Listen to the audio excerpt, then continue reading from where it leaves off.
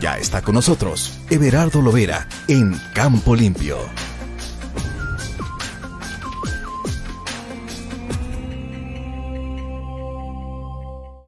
Como cada jueves, hacemos contacto vía telefónica hasta Atlacomulco, donde vive con el ingeniero Everardo Lovera, a quien me da mucho gusto saludar. ¿Cómo está? Buenos días. ¿Qué tal, don Guillermo? Pues aquí presentes como cada 8 días, a Muy sus bien, órdenes.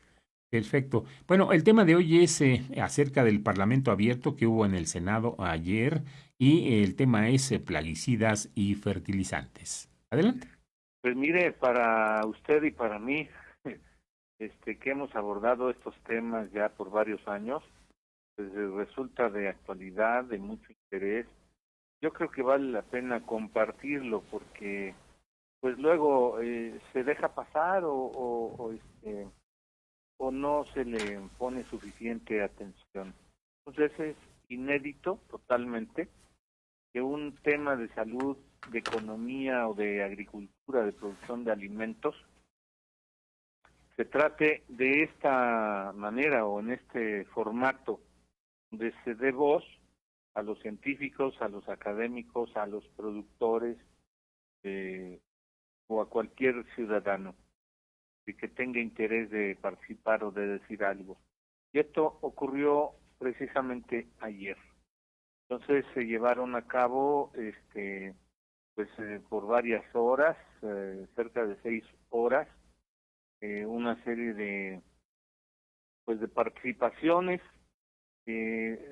iniciando porque son 4 comisiones del Senado las que participaron: la Comisión de Salud, que encabezaba, la del Medio Ambiente, Recursos Naturales y Cambio Climático, la de Estudios Legislativos, que le toca todos los temas, y la Agricultura. Entonces, en el primer panel participaron, pues, sobre todo científicos y sí algunos productores o representantes de organizaciones de productores, y predominó el tema de la salud y el medio ambiente. Y después se fueron desarrollando los demás, ya considerando las participaciones iniciales. Entonces, yo destaco pues la participación del doctor Fernando Bejarano, que es el coordinador de la Oficina Internacional para la Eliminación de los Venenos. Entonces, pues él expuso el razonamiento, el por qué en esta difusión que lleva como objetivo la reforma a la Ley General de Salud, que tiene que cumplir el derecho a la alimentación, sí, pero con alimentos sanos. Entonces, destacó el tema del principio precautorio, y aplica ante la posibilidad de riesgos o efectos graves a la salud, al medio ambiente. El principio precautorio también cubre el tema de los derechos humanos. Cuando se habla de medio ambiente, pensaríamos que no afecta al ser humano de manera directa. Claro que sí, porque en ello se incluye el agua y la biodiversidad, que son al final de cuentas los diferentes componentes de un ecosistema. Usted a un rompecabezas de 200, de 500 piezas, de 1000 piezas, le quita una sola, ya no está completo, ya no puede funcionar o dar el resultado esperado. Pero si le quita varias piezas, ya se desfigura totalmente ese rompecabezas. Entonces, por eso hubo que considerar algunos aspectos que ya han llamado la atención y han hecho correcciones a través de los organismos internacionales o de organizaciones de varias comunidades, como la Unión Europea, como el propio Estados Unidos, donde han hecho estudios, han determinado cuáles son las sustancias químicas tóxicas, han modificado su sistema de etiquetado, han hecho prohibiciones. Muchas organizaciones en el mundo, en México hay más de 100 organizaciones de la sociedad civil, de productores, de consumidores. Entre ellos destaco la de Sin Maíz No Hay País, Movimiento Campesino Plan de Ayala Siglo XXI, esta organización que está allá en el sureste, Catán, fueron afectados por la soya transgénica. El uso del glifosato ha afectado gravemente su producción de miel, hasta que esa miel que se exportaba a Europa, a Japón, fue rechazada por sus residuos de venenos. Entonces, pues los impactos, que fue el tema de mayor discusión, el tema de los impactos, que bueno, pues tuvo que aflorar. Entonces, respecto a los posicionamientos que se fueron definiendo, pues hay uno que se refiere a no aprobar la ley federal ambiental, porque en esta ley subordina los derechos humanos y el principio precautorio a la evaluación de riesgos. ¿Por qué la evaluación de riesgos? Porque es un método costoso, lento, porque se lleva muchos años y además se presta a manipulación. Eso es lo que ha definido la política de Monsanto, de Syngenta, de Corteva, que son las transnacionales que producen los venenos, que tienen las patentes y que incluso han dado batallas legales en diferentes países, que pues las estadísticas que se mencionó en Estados Unidos, Monsanto Bayer ahora enfrenta cuando menos 125,000 juicios por daños atribuidos al glifosato. Entonces, también se tocó el tema de la Ley Federal Ambiental.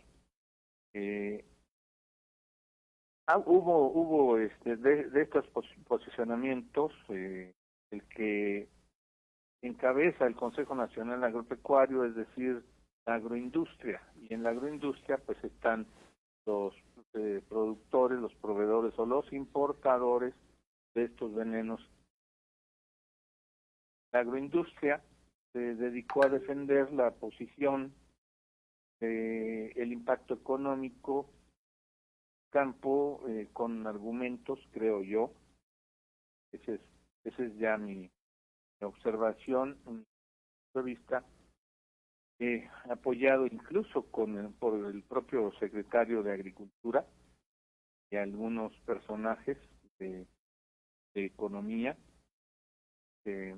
respecto a la defensa de esos intereses por la visión de ellos catastrofista de que si se deja de usar estos productos tóxicos, caería drásticamente la producción de alimentos y sería peor para los propios campesinos y para el país. Habría mayor dependencia de las exportaciones, que al final de cuentas, dicen ellos, pues tendremos que comer transgénicos.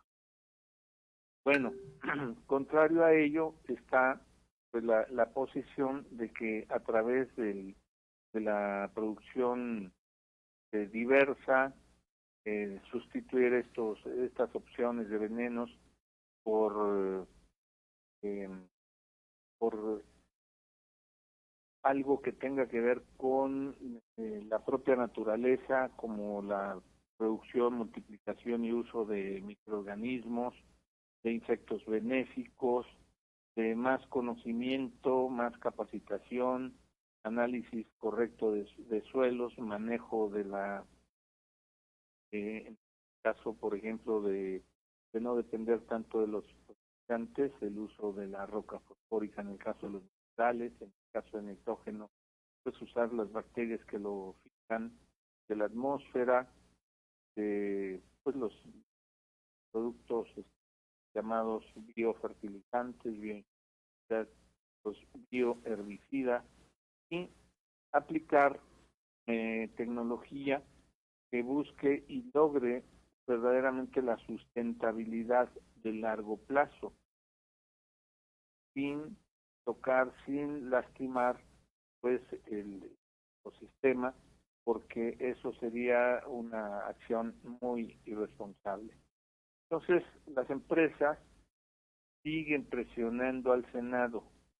Se pudo observar ahí, pero yo creo que lo que no vemos es, no alcanzamos a ver en estos foros, es, creo yo, pues lo que realmente afecta las decisiones cuando un senador, por la buena o por alguna otra forma, pues es presionado, se deja presionar para cambiar su punto de vista y su voto. Hubo quien habló de cómo fue en el tiempo, estamos hablando de hace 42 años, que a través de la FAO se estableció lo que le llaman código de conducta, y por primera vez, hace 20 años, en el 2002, se introdujo el concepto de prohibición para la importación y compraventa, distribución de la propia producción de estos venenos. Ya en el 2006 se estableció un plan de acción global para y se introdujo el tema de prohibición progresiva. Yo creo que ahí vamos a llegar.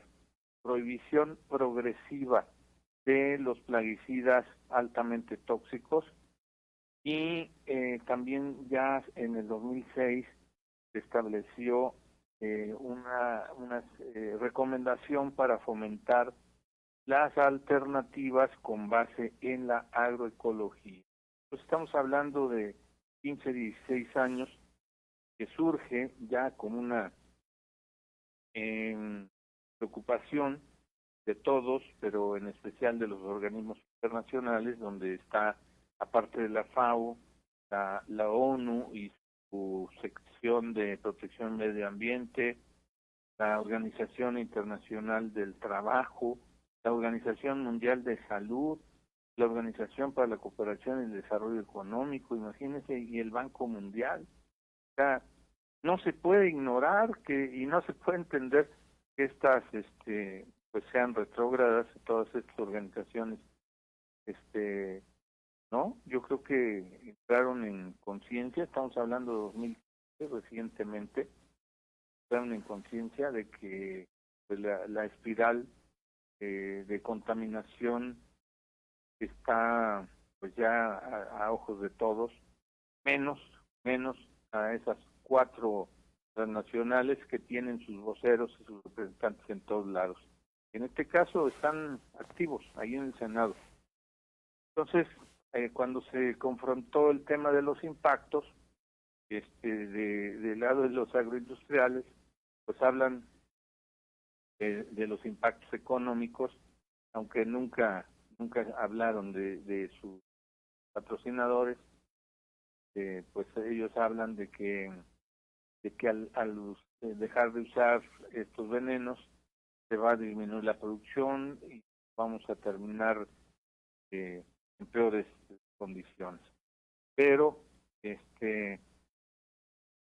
pues los impactos que ya nosotros hemos visto, por ejemplo, en el envenenamiento directo, que sería lo más triste y grave, pero hay otros de efecto lento, pero que ya trasciende generaciones, porque pues el uso de estos venenos lleva cuando menos 50 o 60 años. Entonces, hoy se ve Parkinson, la diabetes, por supuesto, el déficit de atención de los niños, la madurez prematura en términos de de sexualidad, y pues la acumulación de estos productos en los ecosistemas, mayor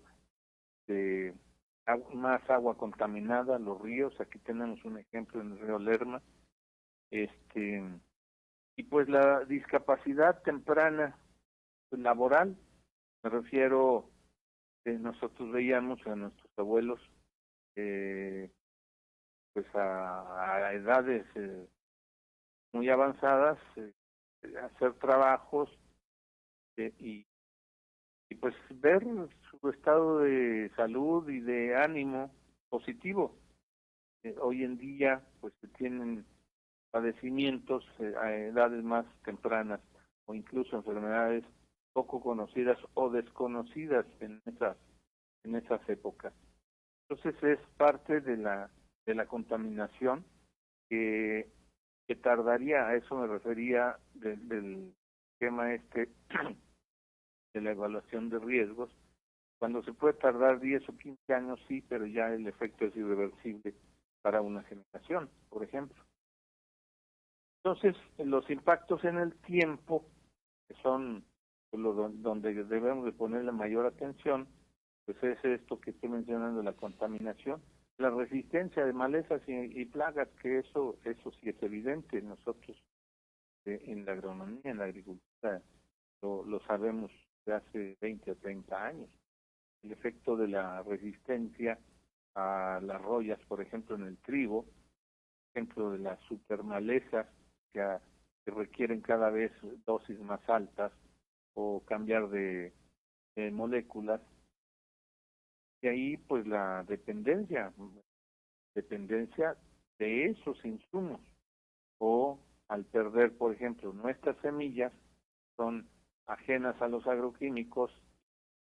Si nosotros dependiéramos de las semillas transgénicas, pues esas semillas ocupan definitivamente, son dependientes de esos agroquímicos. Entonces, al final de cuentas, al hacer el análisis costos y los impactos, no solamente tiene que considerar el costo económico de un ciclo o de una tonelada o de un kilo de producto, sino todo lo que conlleva el ambiente y en la salud de esta generación y las que vienen. Entonces, al momento se tiene que, desde el 2015, en la Unión Europea y Estados Unidos, se determinó que el glifosato es muy residual, permanece en el suelo, en las plantas, pero sobre todo en el cuerpo humano. Han hecho ya muchos estudios y de ahí viene la prohibición, porque en determinadas edades de diferentes etapas ha encontrado residuos de glifosato en la orina de mucha gente, no solamente de los agricultores o familiares de los agricultores que lo manejan, que lo calculan, sino pues puede ser usted o yo que nunca ha tenido contacto directo con el productor, sí, pero consumió algún alimento que llevaba eso. Entonces, otro ejemplo que se puso es el paraquat. Paraquat es un herbicida que usó en Vietnam, pero hoy en día paradójicamente quien más lo produce es China, pero en China está prohibido su uso. Entonces, pero México lo usa. Es uno de los ejemplos pero muy contradictorios, cómo es que el Consejo Nacional Agropecuario, los agroindustriales, lo promueven, lo usan, lo defienden, cuando está corroborado que es altamente cancerígeno. Entonces, yo todavía diría que quedó pendiente, desde luego, desde mi punto de vista, ¿qué pasa con el secreto industrial? ¿Hasta dónde puede sostenerse el secreto industrial y hasta dónde la patente o las patentes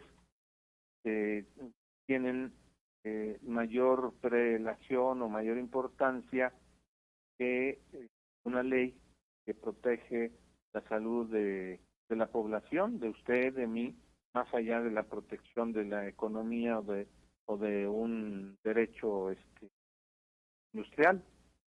Y diría, no se tocó el tema de la chatarra, porque pues una cosa es el producto primario antes de proceso, pero en el proceso, ¿qué le agregan o qué le quitan? Entonces de ahí se deriva un alimento que vemos en un anaquel o cualquier tianguis, que también existe, productos procesados o ultraprocesados, pero que ya será pues motivo de otro parlamento o de otra entrevista con usted. Bien, pues todo lo que me está diciendo me recuerda a una película que está actualmente en Netflix y que es tomada de un caso real de la fábrica DuPont, que con alta contaminación en uno de los estados de Estados Unidos, y que no le creían al abogado que llevaba los casos, que eran bastante fuertes, había muertes por cáncer y todo eso. La pregunta que le haría es, ¿estas compañías son poderosísimas económicamente hablando? Sí, sí, sí, desde luego. Son capaces de comprar funcionarios, senadores, presidentes, a lo mejor o incorrectamente comprarlos, si hicieron ahí, de alguna forma hicieron ahí, entonces responden pues a sus patrones. Claro, claro, el poder económico de estas empresas transnacionales y otras, ahorita estamos hablando de las que tienen una relación directa pues con el campo o con la producción de alimentos, pero yo creo que el objetivo de fondo es el control económico y político del mundo. Bien, pues algo que quiera agregar. Pues solamente agradecerle, creo que ahora sí me pasé de tiempo, igual que se estaban pasando ayer los ponentes. Bueno, perfecto. Pues le agradezco mucho su participación. A usted como siempre, don Guillermo, buen día. Gracias igualmente. Gracias al ingeniero Everardo Lovera. Hacemos una pausa.